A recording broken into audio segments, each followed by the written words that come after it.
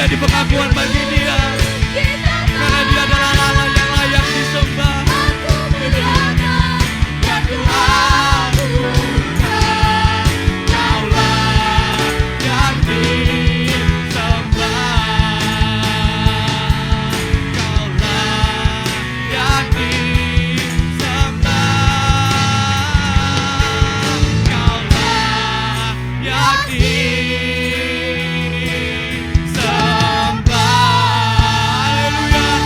Haleluya, haleluya. Amin Yesus, amin Tuhan. Sembah Dia, mari kita sembah Dia. Haleluya, yes Tuhan. Sebab Kau Allah yang layak disembah Tuhan.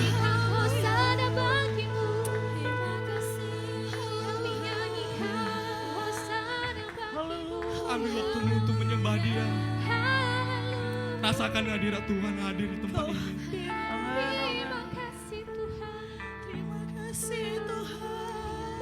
Mari saudaraku, letakkan tangan di dadamu, rasakan Tuhan hadir di sini.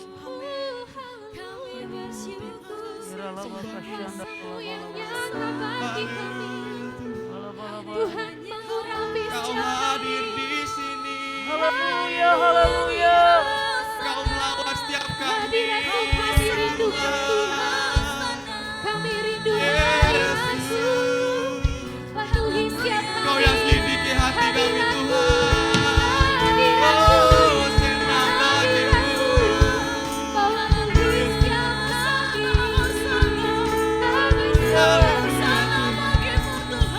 Yesus. Haleluya.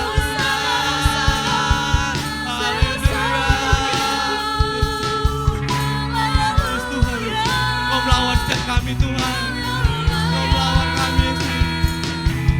Haleluya. Haleluya.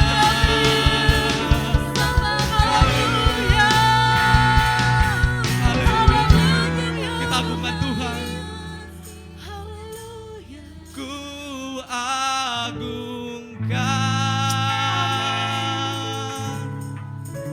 Yesus Raja.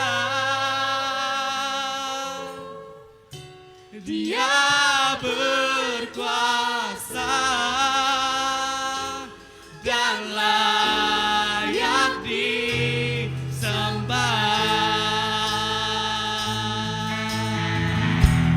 Ku agungkan Yesus Raja. Yesus Raja. Dia berkuasa dan layak disembah. Dan layak disembah. Dan layak disembah. Beri kemuliaan bagi Tuhan. Haleluya. Haleluya Tuhan.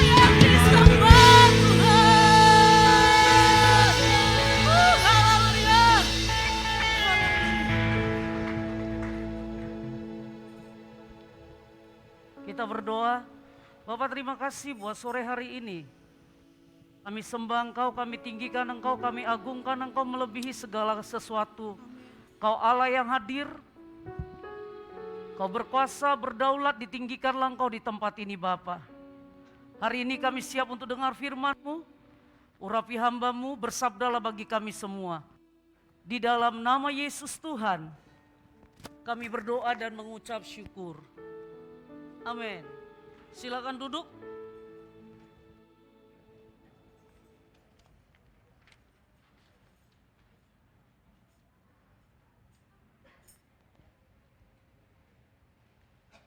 Oke. Selamat malam buat kita semua. Oke, saya percaya semua kita pasti dalam keadaan baik-baik. Sekali lagi saya mau lihat dari mimbar ini.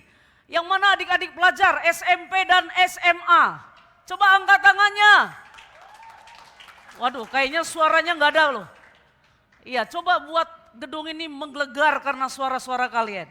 Yang anak SMP dan SMA, ayo angkat tangan. Woo! Yang semua mahasiswa dan mahasiswi, coba angkat tangan dan wow. Lebih banyak ini ya, pelajar dan mahasiswa kayaknya suaranya sama, besarnya. Oke, hari ini kita akan belajar, sama-sama kita belajar. Saya pun belajar, semua kita belajar sama-sama kepada kebenaran firman Tuhan. Hari ini tema kita,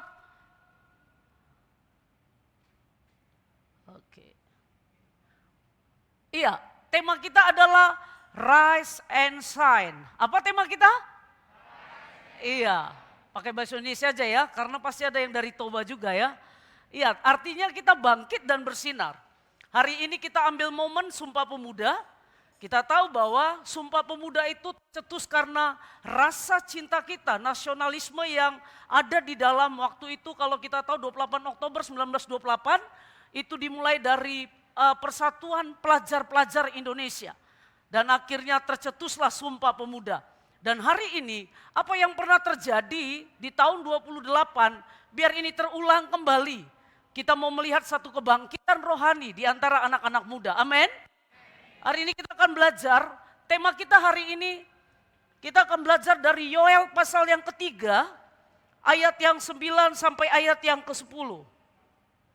Yoel pasal yang ketiga, ayat 9 sampai 10. Ya, karena semuanya saya taruh di slide, jadi semuanya pastikan tidak ada yang buka handphone kecuali mencatat khotbah. Jadi kadang-kadang antara melihat Alkitab dengan menjawab WA itu beda-beda tipis. Iya, hari ini kita mau fokus. Amin. Yuk kita baca yuk bareng-bareng. Yoel pasal yang ketiga ayat 9 sampai 10. Dua, iya. Maklumkanlah hal ini di antara bangsa-bangsa. Bersiaplah untuk peperangan. Gerakkanlah para pahlawan. Suruhlah semua prajurit tampil dan maju. Tempahlah mata bajakmu menjadi pedang dan pisau-pisau pemangkasmu menjadi tombak. Baiklah orang yang tidak berdaya berkata, aku ini pahlawan. Ya, yang ayat yang 10 saya mau kita baca bareng-bareng. Yang ini. Baiklah orang yang tidak berdaya berkata, aku ini pahlawan. Saya mau saudara, hari ini kita mau proklamirkan bahwa hidup kita akan berbeda karena kita berjumpa dengan Kristus. Amin. Hari ini sama-sama hanya di ayat yang 10 yang ininya aja.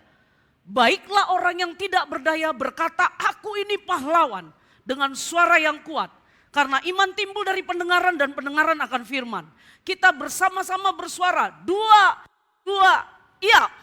Baiklah orang-orang yang tidak berdaya berkata, aku. Saya belum dengar suara anak muda. Iya, sekali lagi. 1, 2, iya. Baiklah orang yang tidak berdaya berkata, yes, kita ini pahlawan. Nah, hari ini kita akan belajar dari ayat ini, kita mau lihat kenapa sih, bagaimana caranya. Kita dikatakan tadi Yoel ini adalah, kalau kita baca dari pasal pertama, ada satu situasi, keadaan pada saat itu orang-orang Israel mengalami kegagalan panen karena mereka jauh dari Tuhan. Hari ini kita mau lihat, akhirnya di pasal yang ketiga ini terjadi satu perubahan. Kalau kita lihat apa yang harus kita lakukan, hal yang sama. Mungkin kita berpikir, bagaimana caranya supaya terjadi kebangunan rohani?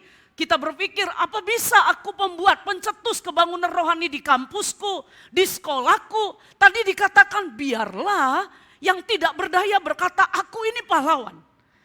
Kalau kita lihat ayat ini, poin yang pertama, apa yang harus kita lakukan supaya kebangunan rohani terjadi? Yang pertama, kita harus bersatu. Kita harus bersama-sama berdiri bagi generasi ini. Sekali lagi, apakah kata kuncinya untuk kita bisa melihat satu revival, satu kebangunan rohani? Poin yang pertama, kita harus bersatu, kita harus bersama, berdiri membela generasi ini.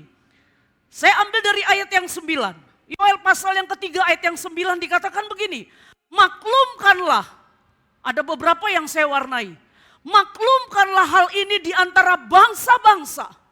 Bersiaplah untuk peperangan. Gerakkanlah para pahlawan.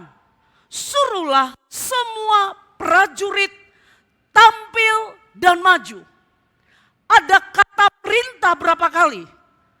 Kata perintahnya maklumkanlah, kemudian bersiaplah, kemudian gerakkanlah, kemudian suruhlah. Ditutup dengan kata suruhlah semua. Bukan dibilang sebagian. Suruhlah semua. Semua prajurit tampil dan maju. Jadi untuk kita bisa melakukan, untuk kita bisa melihat kebangunan rohani di kampus kita, di sekolah kita, di tempat di mana teman-teman kita bermain. Kata kuncinya dimulai dengan kesehatian. Kata kuncinya dimulai dengan kebersamaan. Kata kuncinya dimulai dengan kesatuan. Dikatakan apa? Maklumkanlah. Maklumkan itu kayak tadi, sumpah pemuda. Semuanya sepakat.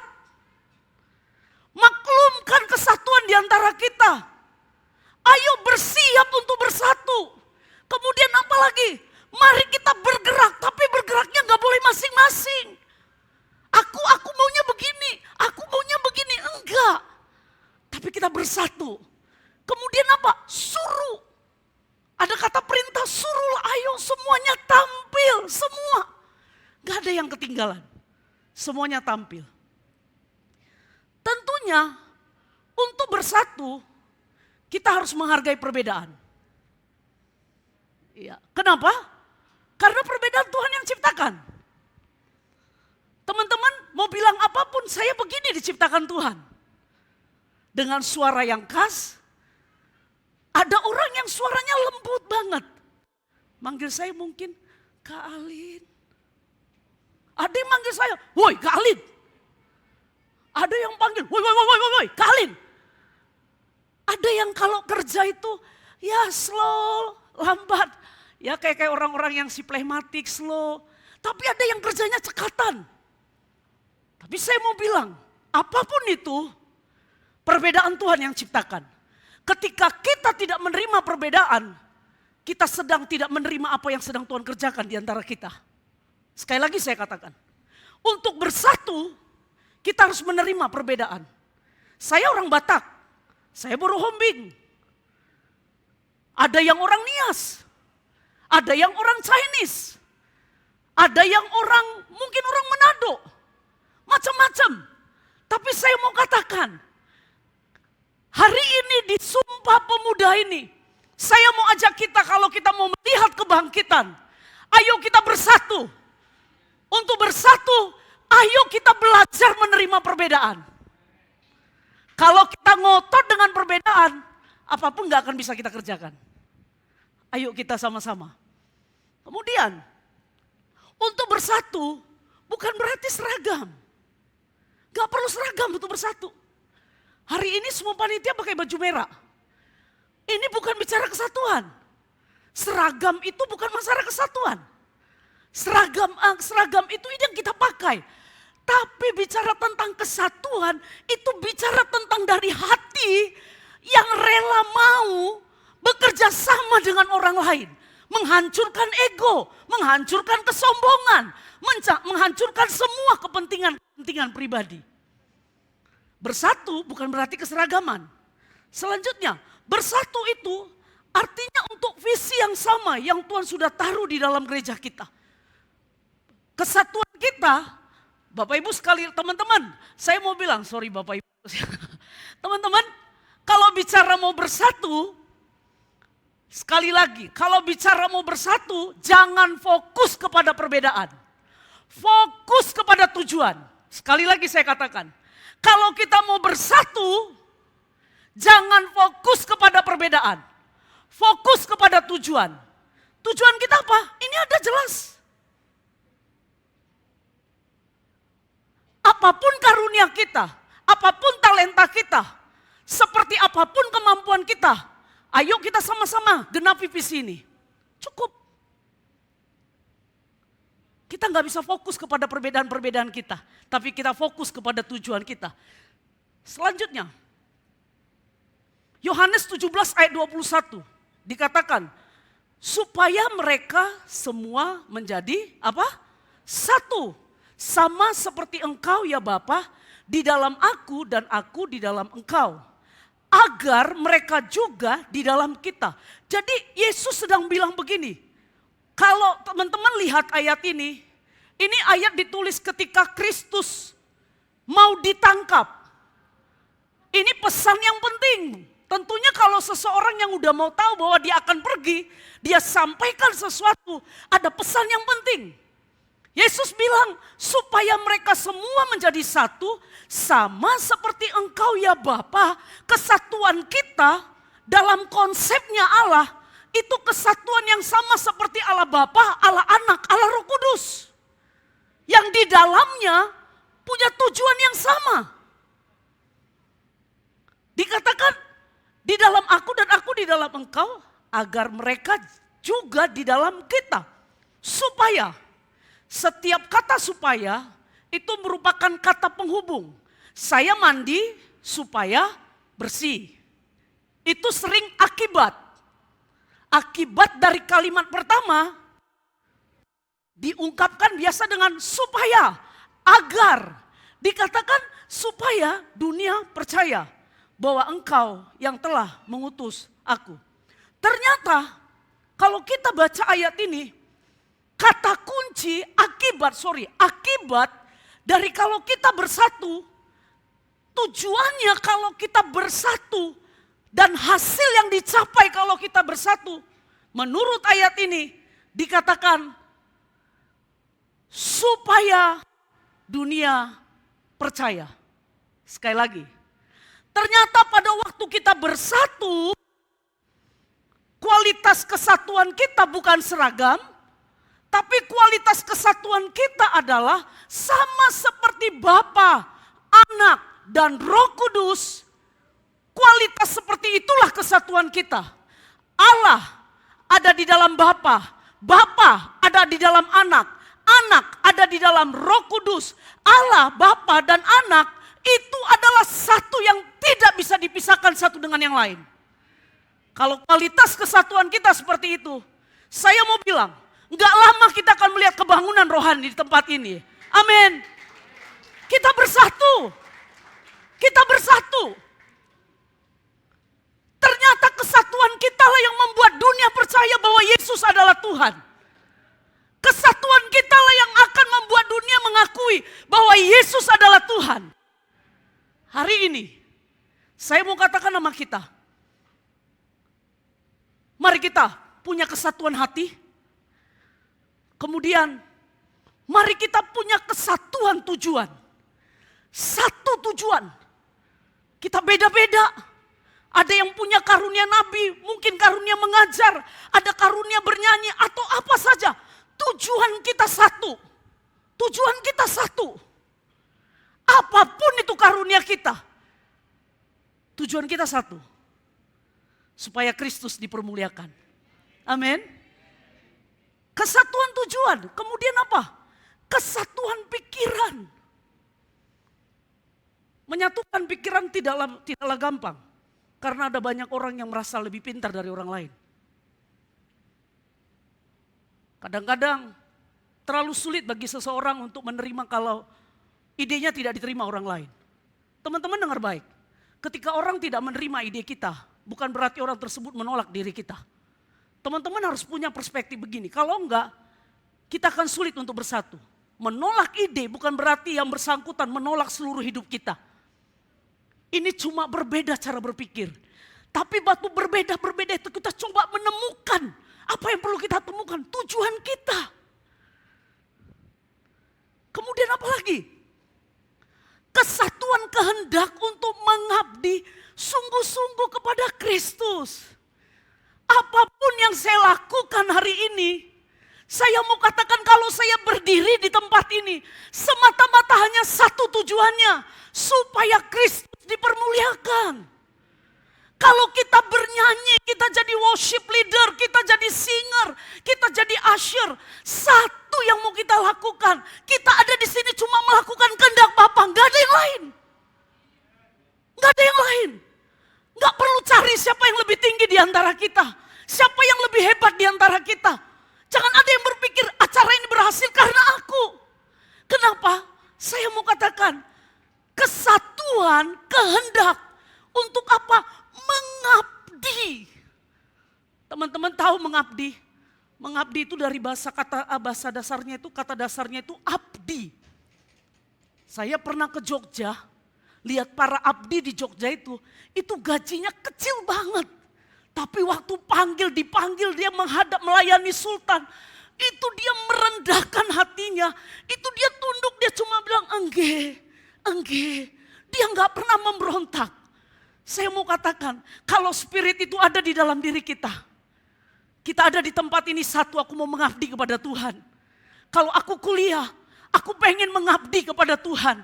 Aku cuma pengen senangkan Tuhan. Aku cuma pengen muliakan Tuhan. Kalau IPK aku cum laude, aku cuma pengen mengabdi kepada Tuhan. Supaya dunia percaya bahwa Yesus adalah Tuhan. Amin. Amin. Kita mau mengabdi bersama-sama. Kalau di tempat ini spirit ini ada pada kita, gak ada orang yang belagu. Teman-teman, kita ini diampuni karena anugerah. Saya bisa khotbah karena anugerah. Gak ada yang perlu saya megahkan dengan ini. Ini anugerah. Kalau teman-teman bisa dikasih kesempatan jadi WL, jadi singer, itu pun anugerah. Gak perlu bermegah dengan itu. Karena apa? Saya sadar saya abdi. Amin. Mengabdi. Di dalam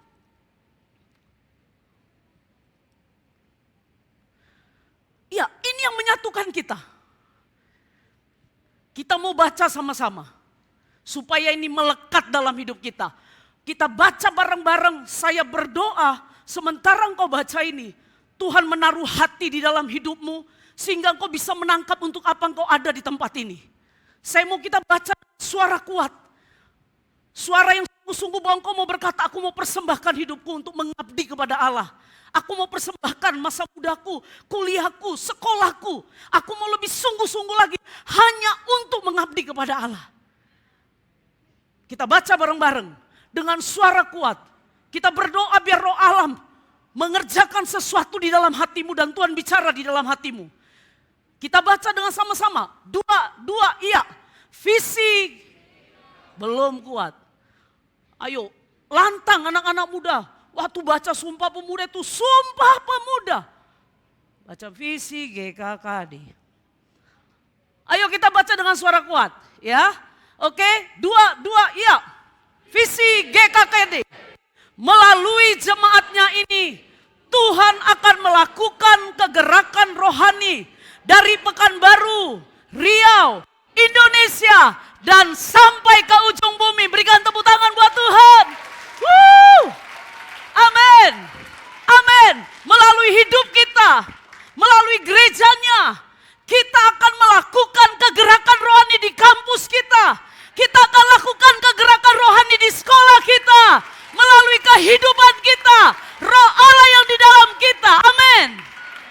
Kita akan lihat kebangunan rohani. Saya percaya Tuhan sedang bergerak di antara kita. Saya nggak akan bahas ini. Ini adalah misi dari GKKD. Nanti sedikit ada yang saya bahas. Ya, ini misi GKKD. Ada cukup banyak. Ya, karena keterbatasan waktu. Nanti ada berapa poin yang akan coba saya bahas. Poin yang kedua.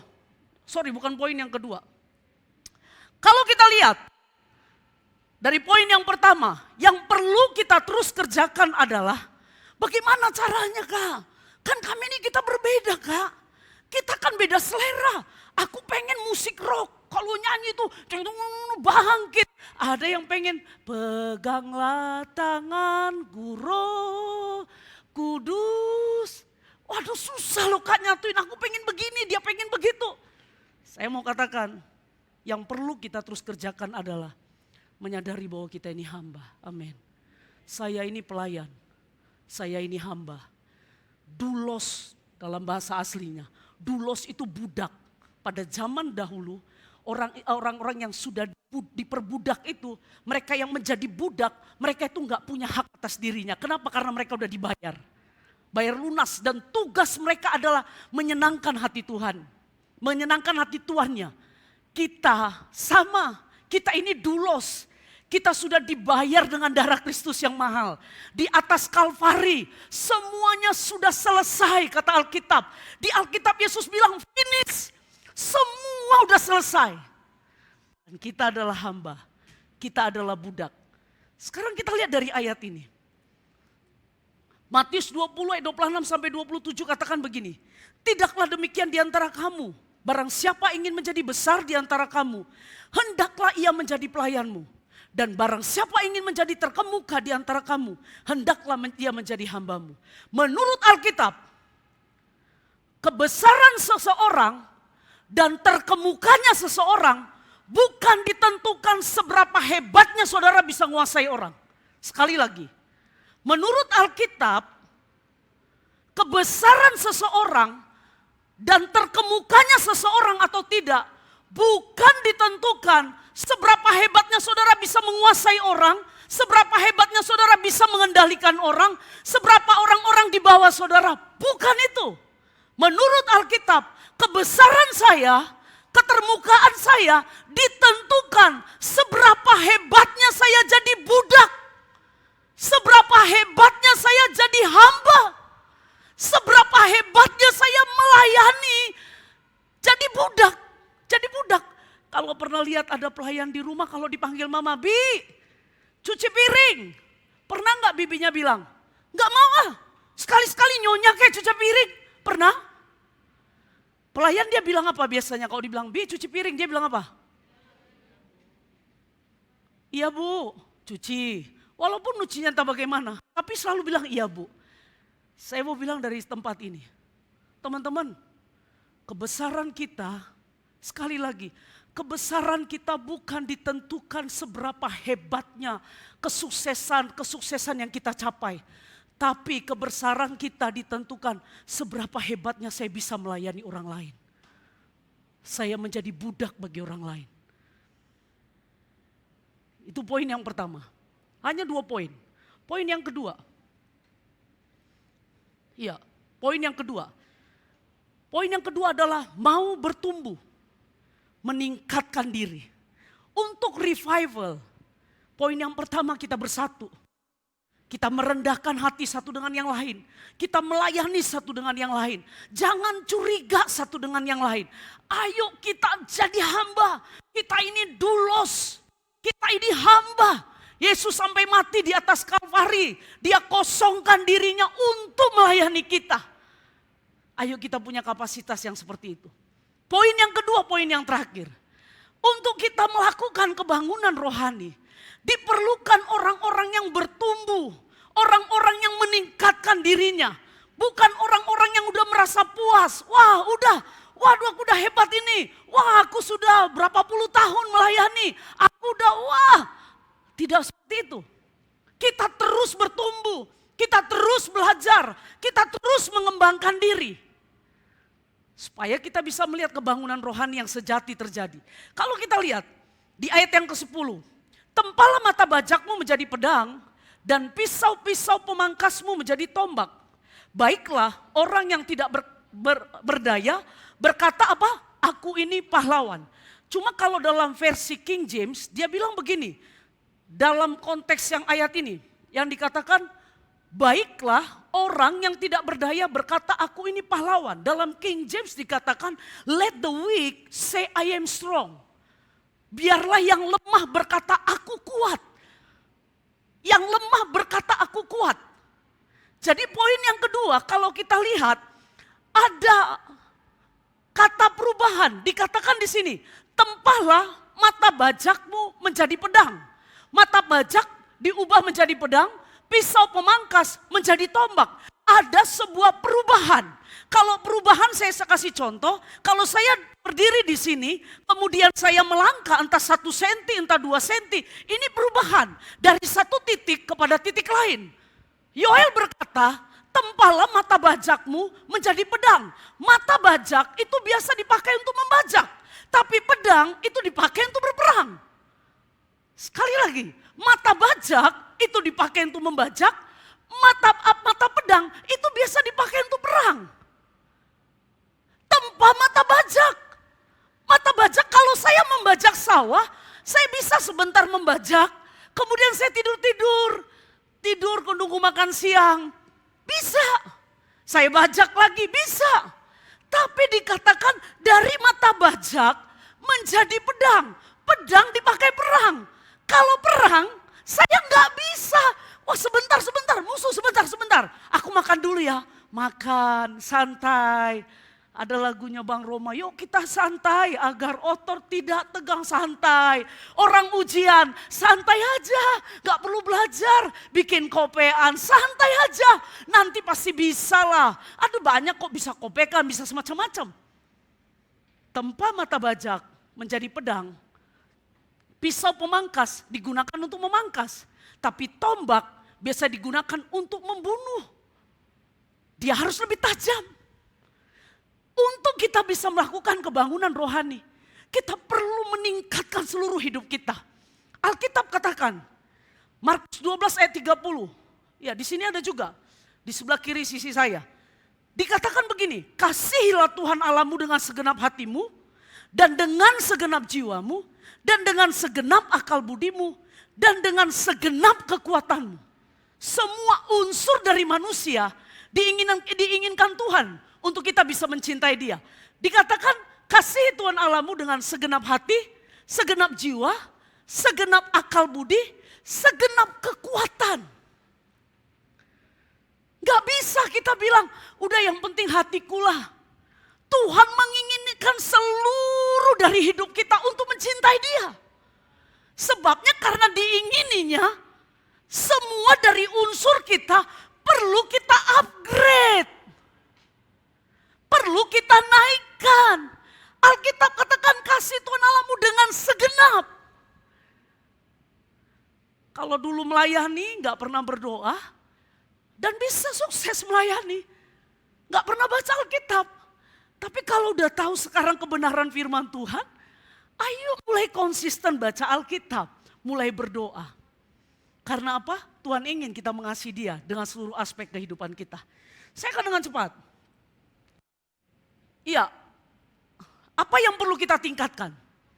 Apa yang perlu kita upgrade? Yang pertama, yang perlu kita upgrade adalah iman. Relasi kita dengan Allah harus bertumbuh setiap hari. Sekali lagi, iman, relasi kita harus bertumbuh dengan Allah. Bagaimana caranya relasi kita bertumbuh? Yang pertama, bagaimana caranya? Baca Alkitab. Untuk bertumbuh. Gak mungkin saya bisa bertumbuh kalau saya gak tahu apa yang harus saya tumbuhkan. Untuk saya bisa tahu apa mau Tuhan, gak ada cara lain, saya harus baca Alkitab.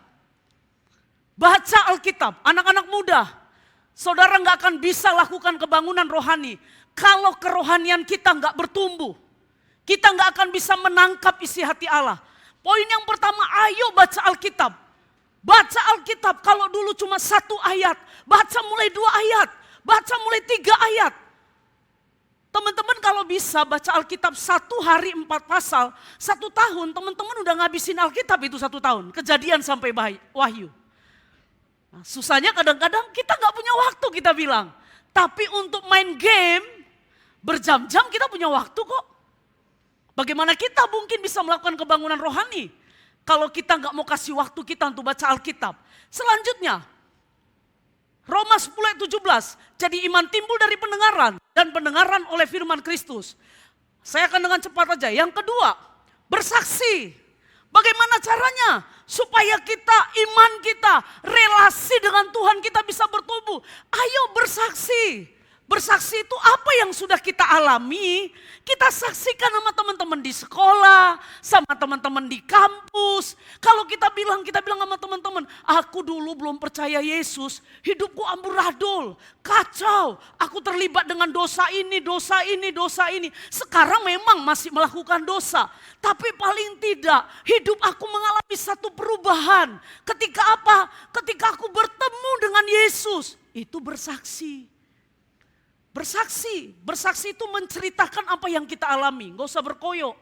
Kadang-kadang orang berpikir kesaksian yang spektakuler, tunggu dulu lah kakiku pincang kemudian ditumbuhkan dagingnya baru aku bersaksi. Gak perlu, bersaksi itu simple. Kalau saya ke Bali, Saya merasakan suasana Bali, wow keren banget. Bali itu begini dan begini dan begini. Bersaksi itu begitu. Waktu engkau berjumpa dengan Allah, apa yang kau rasakan? Apa yang kau alami? Ceritakan sama teman-teman di sekolahmu.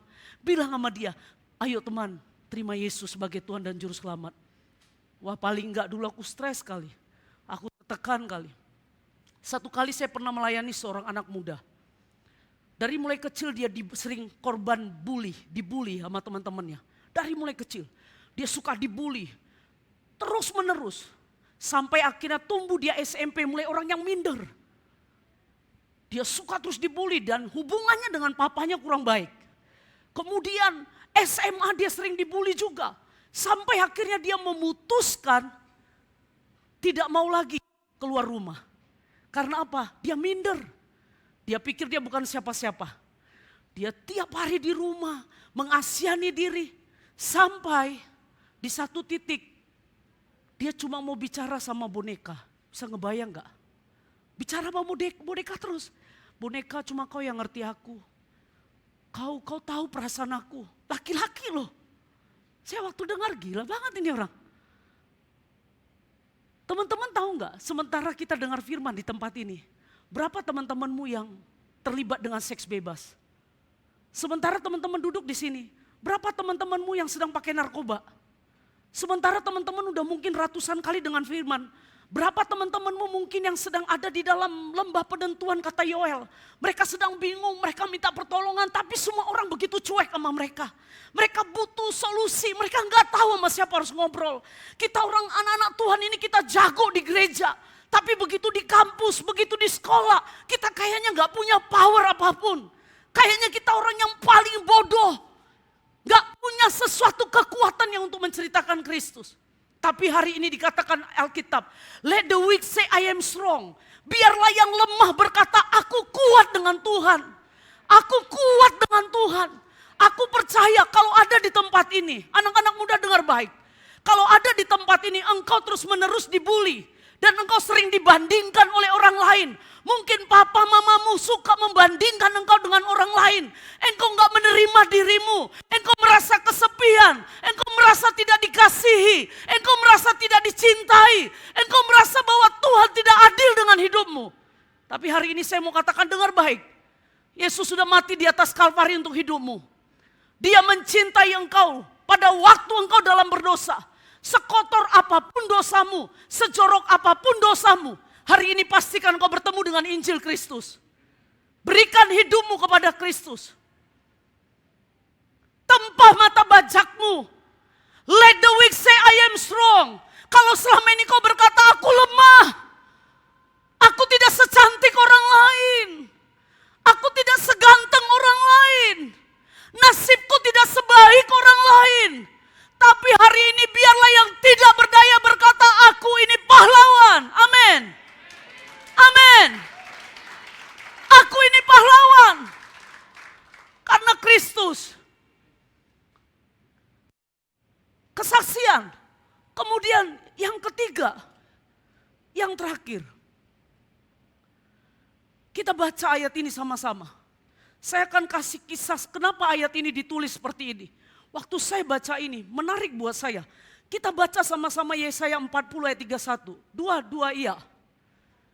Tetapi orang-orang yang menanti-nantikan Tuhan, mendapat kekuatan baru. Mereka seumpama Raja Wali yang naik terbang.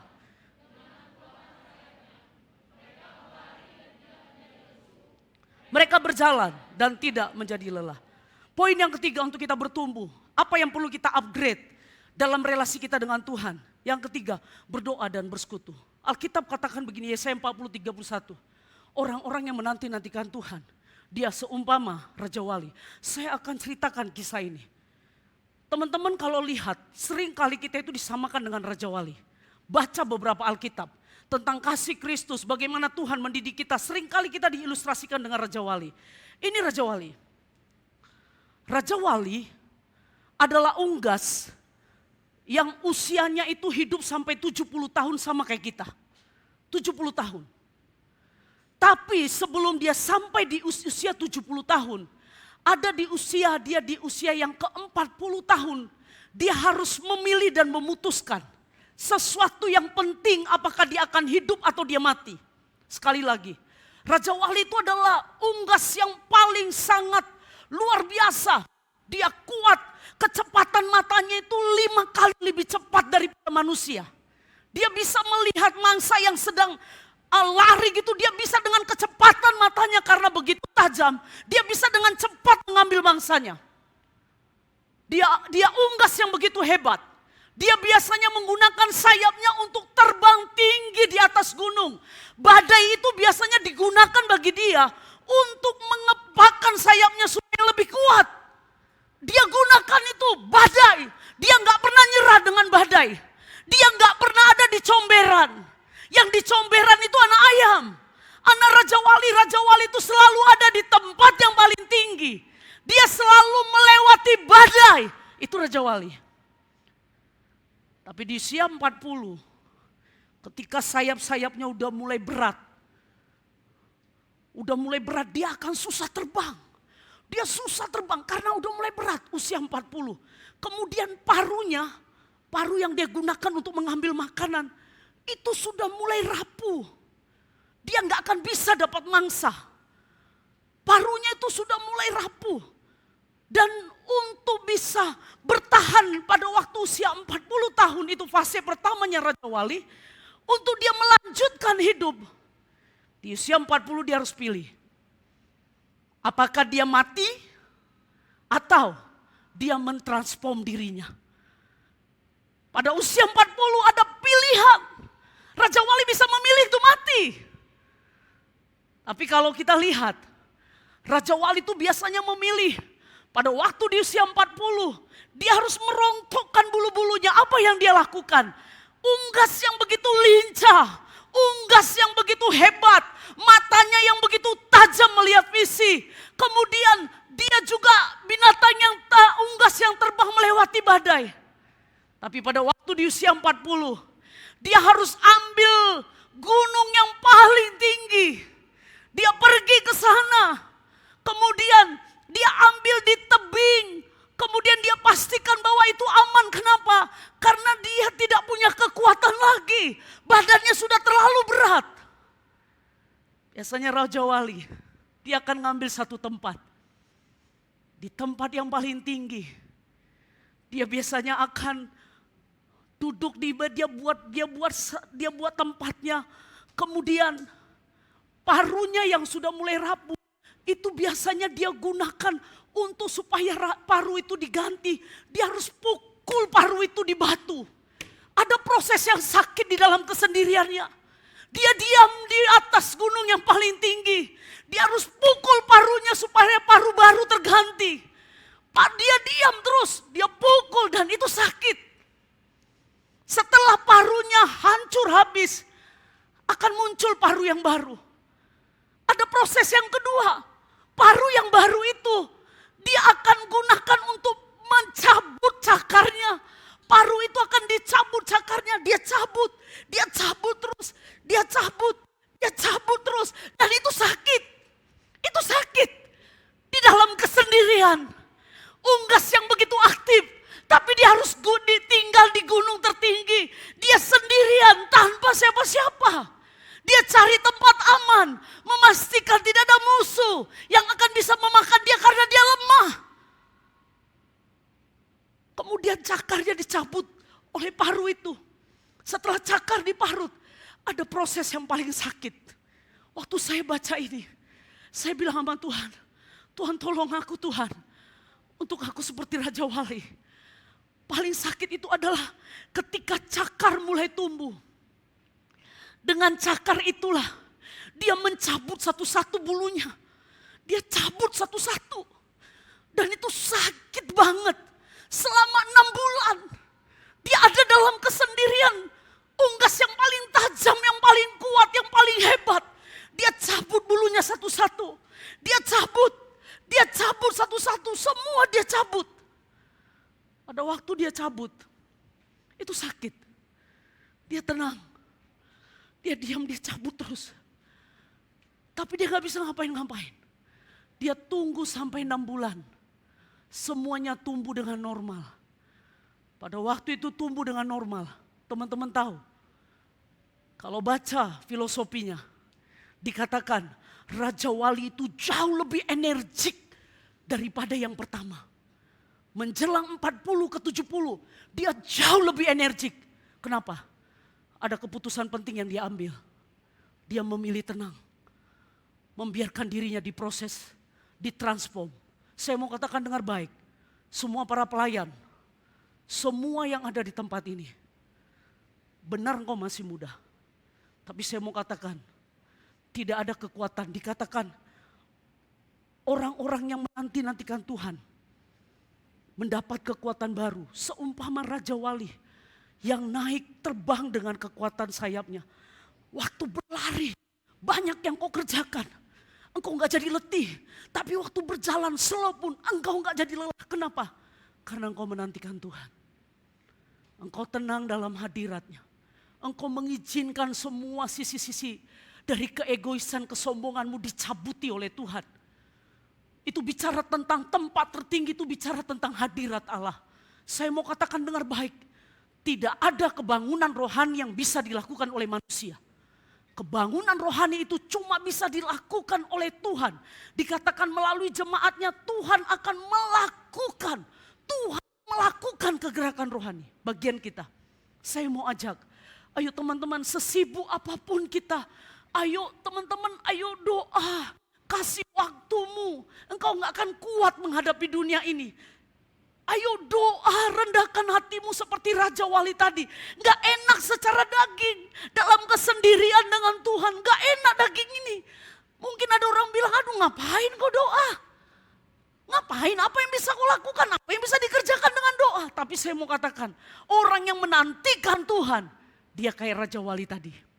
Waktu engkau ada dalam hadirat Tuhan, engkau diisi. Engkau dapat kekuatan. Waktumu tetap engkau melayani, engkau bekerja, engkau gak pernah capek. Kenapa? Engkau diisi. Engkau masuk dalam hadirat Tuhan. Engkau ditenggelamkan dalam hadirat Tuhan. Egoismu dihancurkan dalam hadirat Tuhan. Itu akan membuat engkau makin hari makin kuat. Makin hari makin kuat. Makin hari makin semangat. Kenapa? Karena engkau menantikan Tuhan. Nantikan Tuhan. Nantikan Tuhan. Anak-anak muda, jangan bilang aku masih muda. Kalau kita lihat, gak ada yang bisa prediksikan kapan kita dipanggil oleh Bapa di sorga.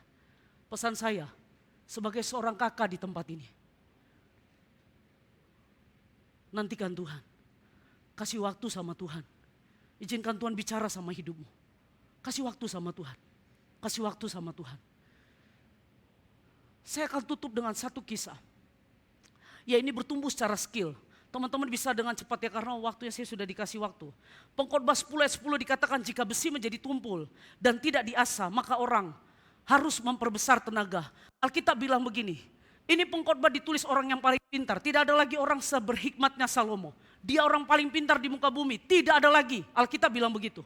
Alkitab katakan kalau pisau menjadi tumpul maka akan memperbesar tenaga.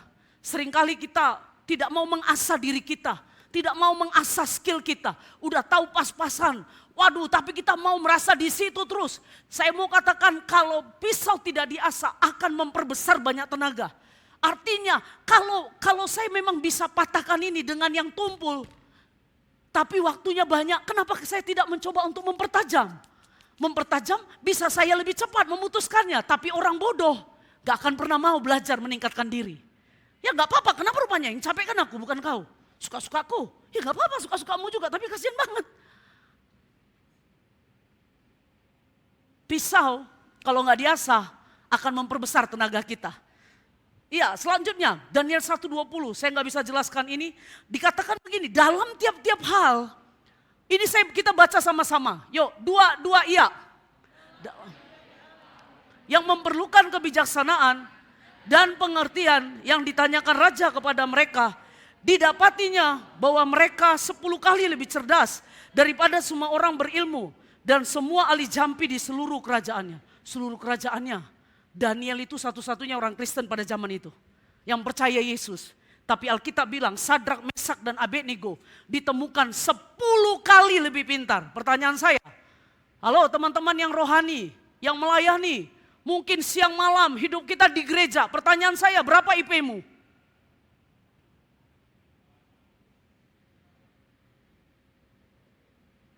Alkitab katakan, Daniel itu ditemukan 10 kali. 10 kali. Kalau roh kita udah oke, sekarang kita pertajam skill kita. Amin. Amin. Saya akan tutup, yang ini saya tidak akan baca. Ini misi GKKD. Ya, oke, saya nggak akan baca. Saya akan tutup dengan ini. Saya nggak sempat dengan ini. Saya akan tutup dengan cerita ini. Ada yang tahu cerita ini? Iya. Pasti ada yang tahu ya. Iya. Ini adalah karyanya siapa? Kevin Carter. Iya, Kevin Carter. Kevin Carter adalah seorang fotografer yang terkenal. Pada tahun 1994, dia mendapatkan satu penghargaan yang tertinggi. Yang tertinggi pada zaman itu. Untuk seorang fotografer, penghargaan itu disebut dengan penghargaan Pulitzer. Kevin Carter sebagai seorang fotografer itu tentu diidamkan oleh orang banyak untuk mendapatkan penghargaan tertinggi. Karena hasil cepretannya, ini hasil cepretannya. Seorang Kevin Carter. Wah, keren. Kalau kita lihat, cepretan ini adalah yang diambil oleh Kevin Carter pada waktu itu terjadi kelaparan di Sudan. Anak ini merupakan korban kelaparan di Sudan pada saat itu. Anak itu ada di dalam pengungsian di Sudan. Ini anak yang sudah kelaparan. Di belakang dari anak ini ada burung pemakan bangkai. Karena jepretannya ini, hasil dari fotonya ini, Kevin Carter mendapat penghargaan. Setelah dia mendapat penghargaan ini, ada banyak orang yang memaki Kevin Carter. Ada banyak orang yang membuli dia.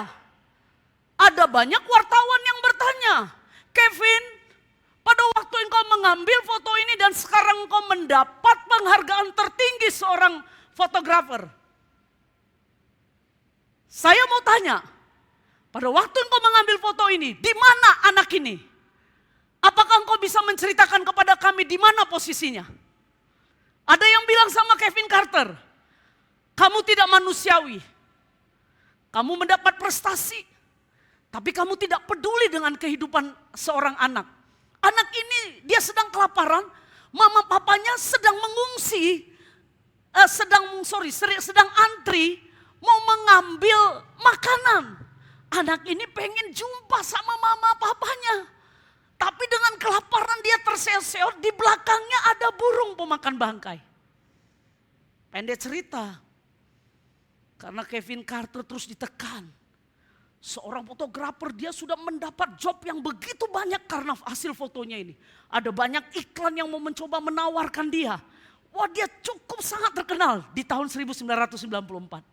Ironisnya, berapa bulan setelah dia mendapat penghargaan, kalau kita tahu kisahnya, Kevin Carter mengambil keputusan untuk mengakhiri hidupnya.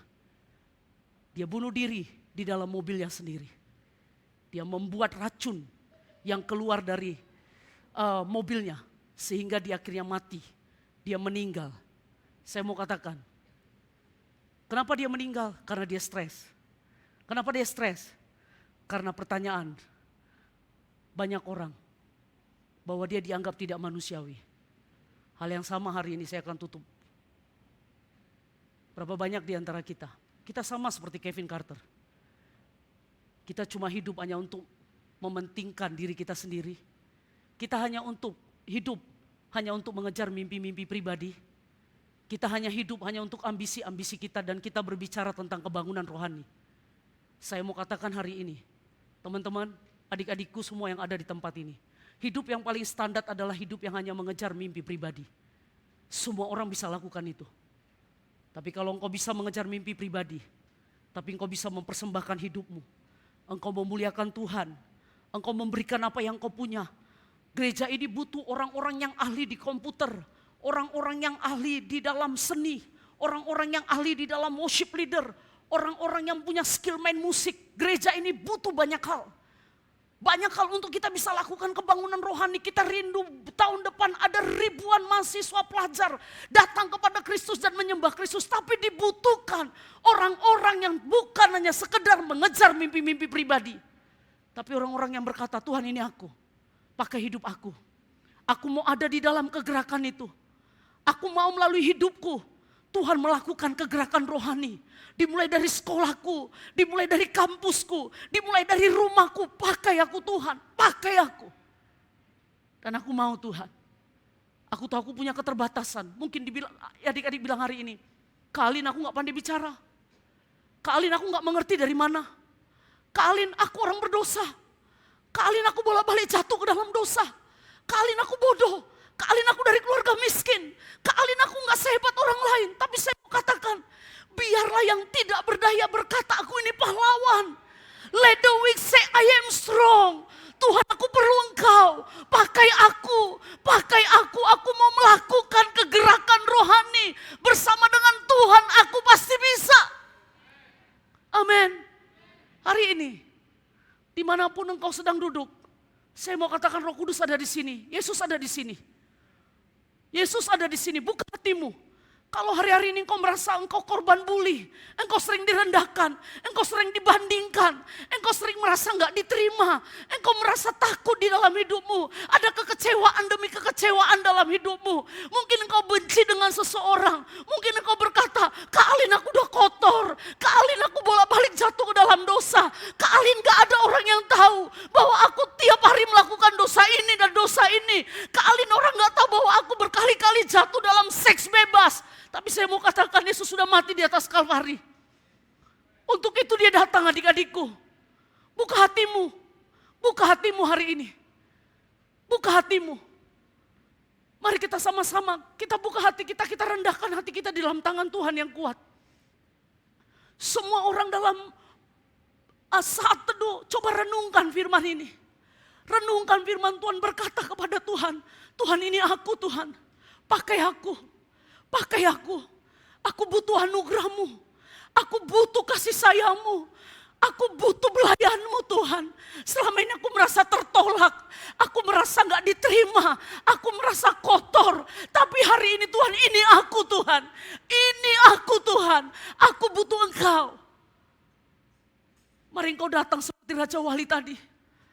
Kosongkan dirimu dan izinkan Tuhan yang menjamah kehidupanmu. Yesus ada di sini. Dia hadir di sini. Dia yang akan melayani engkau secara pribadi, lepas pribadi. Mari kita angkat pujian ini, kita semua bangkit berdiri. Katakan Bapakku datang. Buka hati kita untuk firman Tuhan. Kalau hari ini engkau berkata, aku kotor, aku najis. Dan engkau belum pernah mengambil keputusan untuk terima Yesus secara pribadi dalam hidupmu. Kekristenan bukan sekedar agama adik-adikku. Kekristenan adalah relasi. Relasi Allah yang memperkenalkan dirinya kepada kita. Dia berkata, mari kepadaku semua yang letih, lesu dan berbeban berat. Aku akan memberikan refresh, kelegaan kepada kita.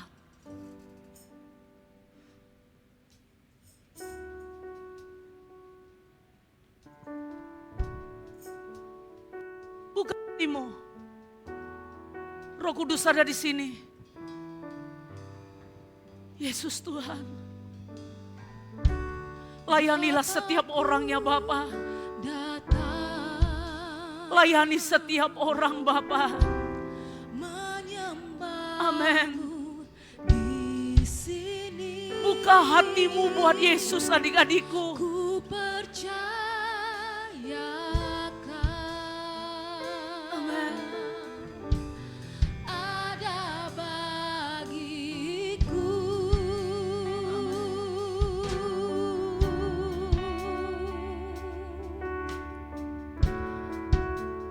Yesus Tuhan. Amin Tuhan.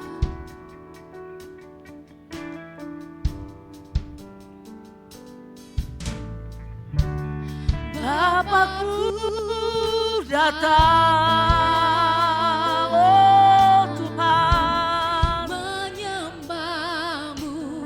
datang kepada kasih karunia Bapa. Ku percayakan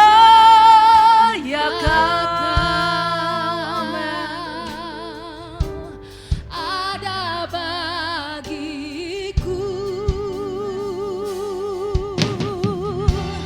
tak usah ku takut sebab Kau sertaku. Jangan takut adik-adikku. Biarlah yang lemah berkata aku kuat di dalam Yesus. Tak usah ku cemas, Kau menghiburku saat ku lemah, Kau kuatku. ku nyanyi haleluya, ku nyanyi haleluya. Sungguh Kau hebat, Allah berkuasa, kemuliaan-Mu ku nyanyi. Amin. Ku nyanyi Sembah Yesus. Melalui pujian ini sembah Dia. ku nyanyi haleluya. Sungguh Kau hebat, ajaib perkasa perbuatanmu. Di hidupku,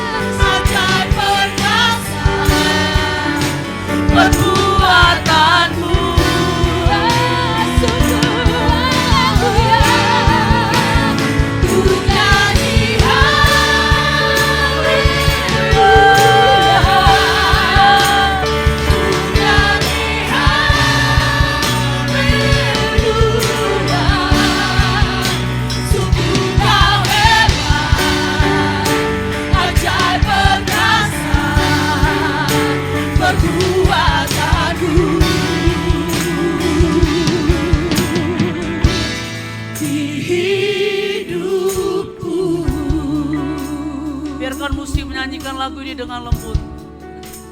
Adik-adikku, semua orang gak usah melihat ke kanan dan ke kiri. Di tempat ini gak ada orang yang lebih suci atau lebih kudus. Kita sama-sama berproses, adik-adikku. Kalau ada di tempat ini waktu engkau mendengar firman, engkau berkata, aku kotor, aku najis, dan engkau belum pernah menerima Yesus sebagai Tuhan, sebagai Juru Selamat dalam hidupmu. Engkau belum pernah berkata, Yesus masuk di dalam hatiku. Aku tahu engkau sudah mati di atas Kalvari untuk kelemahanku. Aku tahu engkau sudah mati di atas Kalvari untuk kebobrokanku, kebodohan-kebodohan yang kulakukan, dosa-dosa yang kulakukan. Hari ini Tuhan, aku mau dibangkitkan. Aku mau terima engkau sebagai Tuhan dan Juru Selamat di dalam kehidupanku. Kalau hari ini engkau berkata seperti itu, enggak usah lihat kanan kiri. Berurusan dengan Tuhan. Izinkan Roh Kudus memulihkan engkau. Izinkan kasih Kristus memeluk engkau. Kalau selama ini engkau merasa tertolak, tertekan, tertuduh, terintimidasi karena dosa-dosamu, Yesus datang untuk hidupmu. Kalau hari ini engkau berkata, Yesus masuk dalam hatiku, aku mau terima engkau sebagai Tuhan dan Juru Selamatku. Yesus masuk dalam hatiku. Engkau jadi Tuhan atas hidupku. Engkau berdaulat atas hidupku. Kalau engkau berkata seperti itu, cukup taruh tanganmu di dadamu. Siapa yang mau berkata, Tuhan ini aku? Taruh tanganmu di dada. Gak usah lihat kanan kiri. Berurusan dengan Tuhan. Dia ada di sini. Dia mengasihi engkau. Dia datang buat orang berdosa. Dia datang buat orang yang lemah. Taruh tanganmu di dada. Kalau ada yang mau didoakan, yang mau berkata, Yesus, aku perlu engkau. Haleluya. Haleluya.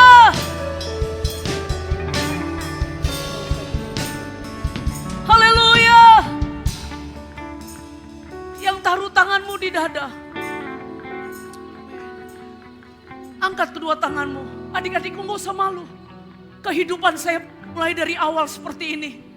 Saya mengambil keputusan menerima Yesus sebagai Tuhan dan Juru Selamat. Saya tidak perlu berurusan dengan orang lain karena ini adalah secara penting untuk hidup kita masing-masing. Angkat tanganmu, gak usah malu. Yesus mengasihimu, adik-adikku. Yesus datang untuk hidupmu. Haleluya. Saat ku lemah, kau Roh Kudus, jamalah Roh Kudus. tak usah. Roh Kudus, lawanlah. Roh Kudus, lepaskan. Roh Kudus, bebaskan. Roh Kudus, lawan. Roh Kudus, lawan.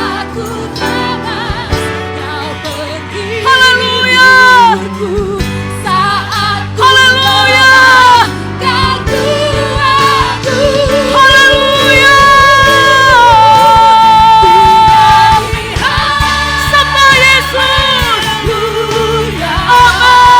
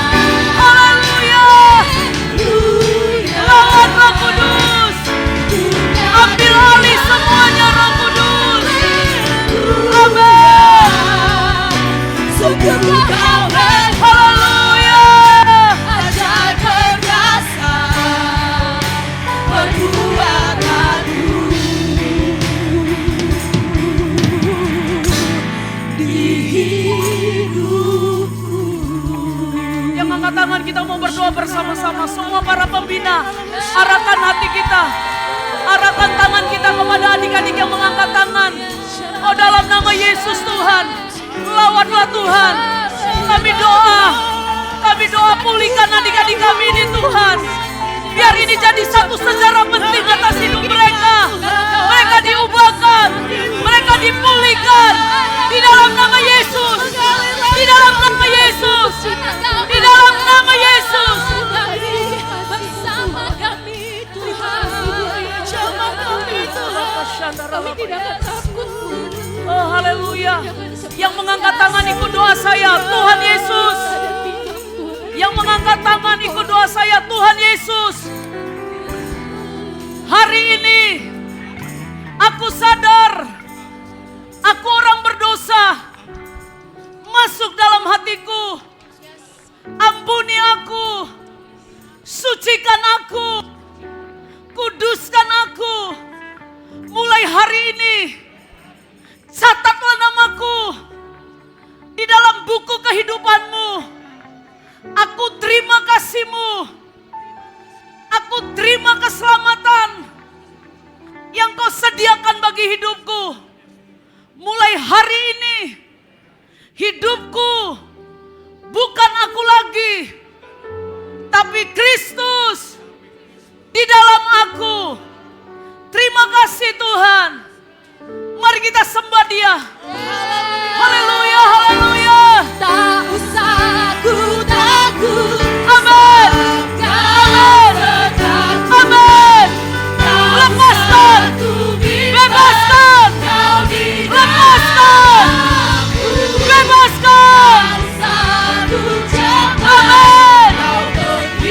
Haleluya. Saat ku lemah, Kau kuat. Tak usah ku takut. Tak usah ku Bebaskan. Kau sertaku. Tak usah ku bimbang. Kau di dalamku. Tak usah ku cemas. Roh Kudus. Saat ku lemah, Kau kuatku. Katakan ku nyanyi. Haleluya.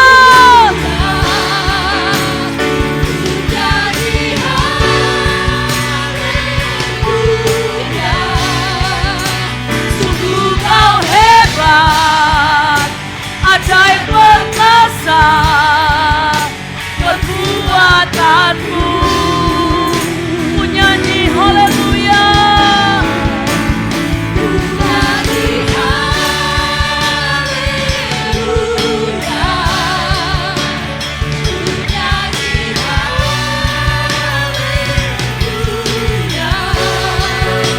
Sungguh Kau hebat, ajaib perkasa perbuatanmu.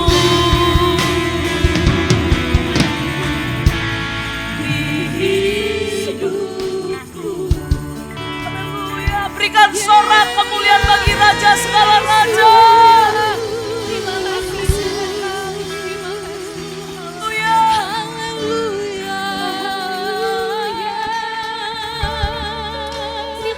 Terima kasih Tuhan buat kehadiran-Mu Tuhan dalam hidupku. Yesus, Terima kasih Tuhan. Yesus, Terima kasih Bapa. Terima kasih. Terima kasih. Kau sudah melepaskan setiap orang di tempat ini. Karena firman-Mu yang berkata, di mana ada Roh Allah, di situ ada kemerdekaan. Kami percaya Engkau sudah memberikan kemerdekaan. Ini saatnya bagi kami untuk bersatu, melakukan kegerakan rohani sesuai dengan apa yang Tuhan mau dalam kehidupan kami. Terima kasih buat hari ini Bapa. Terima kasih. Kami kembalikan segala pujian, segala hormat, segala kemuliaan hanya bagi-Mu. Di dalam nama Yesus Tuhan, kami berdoa dan mengucap syukur.